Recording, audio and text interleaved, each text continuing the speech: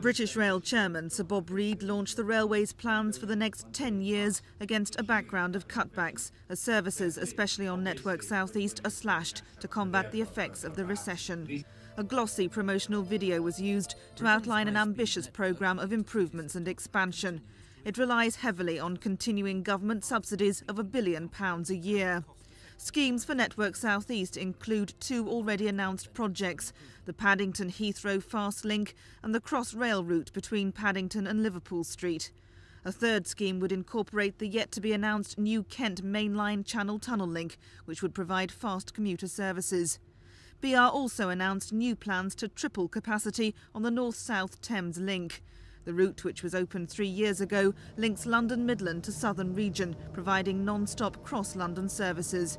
BR want to spend £300 million expanding the line. In the short term, we're desperately badly hit by the recession. I've lost about £200 million income compared to where I thought I would be 2 years ago.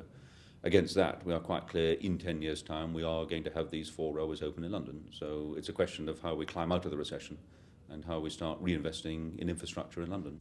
Everybody's got to play their part in this. The railways, the Department of Transport, the Treasury, private sector capital. There are no promises. We've got to find the way through to the end game, which is to give us that railway.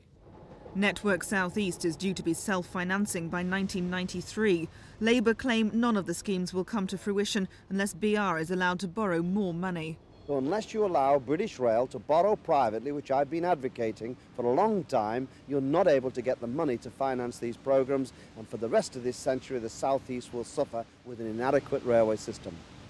Transport Secretary Malcolm Rifkin said this afternoon he wanted the private sector to play a bigger part in the so-called renaissance of the railway, and he plans to move towards privatisation in the next Parliament. This is Jane Ball for Thames News.